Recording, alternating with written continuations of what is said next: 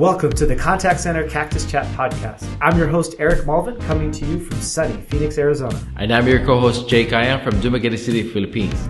I'm a serial entrepreneur. Started my first business 10 years ago, and 6 LLCs later, I started Pac Biz Contact Center Outsourcing in 2015. Today, we have over 200 employees and growing. And I'm the operations manager here in Pac Biz, and I've been working with Eric since 2014, and I grew as the company grew. So whether you're looking to outsource for the first time, whether you manage a contact center, or you're just looking to improve your customer experience, we'll be covering topics for you. So business managers, operations managers, business owners, this is for you, so make sure to subscribe.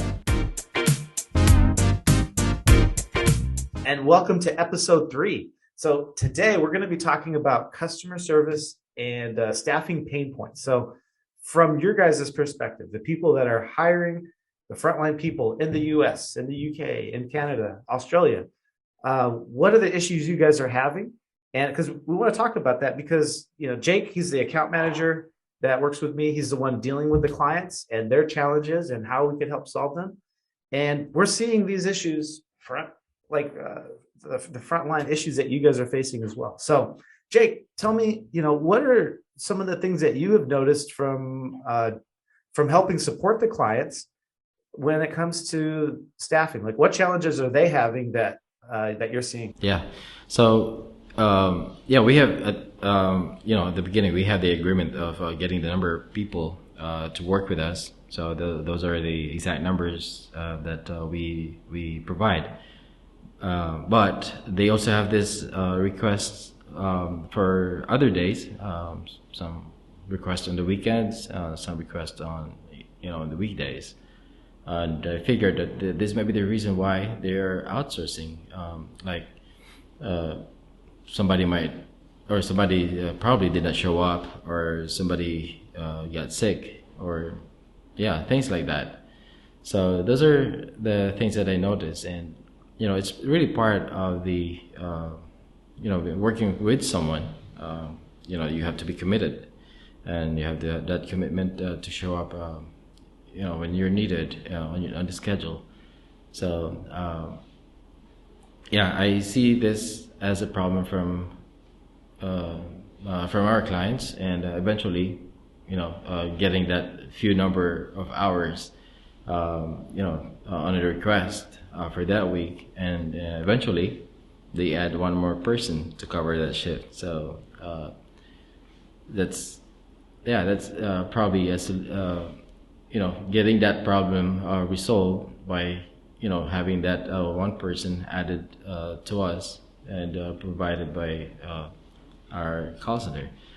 So that's really interesting, because that is something that we've offered from the very beginning, was this on-demand role, so that if your business, someone is sick in the office, your office, that if you're already working with us and you have a couple people taking calls at our company, we'll provide you another person on demand, as long as we can meet that demand. It's gotten to the point lately, and we need to pull the numbers and look at the data, but we're breaking records every single month for the number of shifts that are requested on demand. And Jake and I were talking, we were talking a little bit about before we started recording, and you were giving an example about if there's a big festival going on in the city and they're asking for extra call center agents to meet demand because they know they're going to be busy, and what ends up happening?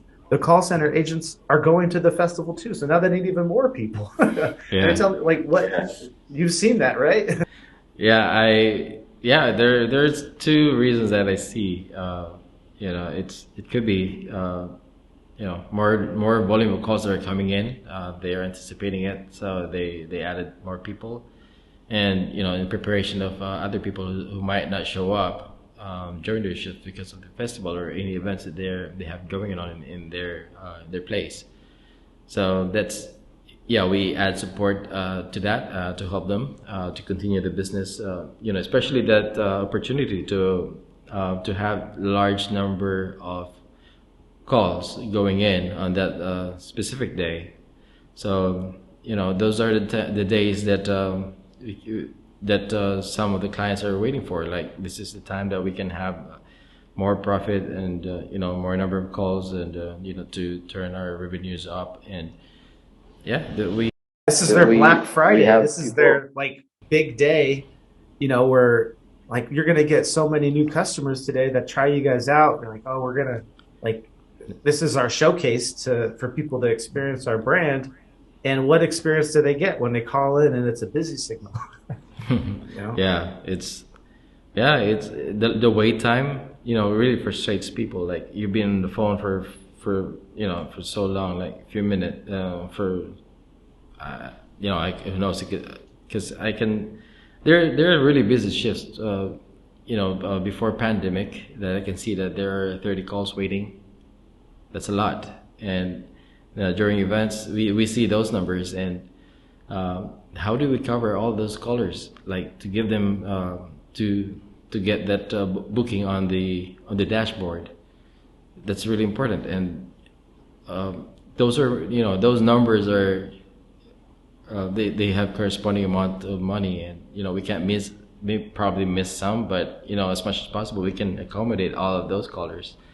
So that's the reason why we're here. There was one time, even before, like it didn't happen recently or lately, but we had this experience that the client called us, like anyone could jump in who's trained, like mentioning this. They were desperate. Mentioning these names. Anybody that is breathing that knows how to take a taxi call, can you put them on?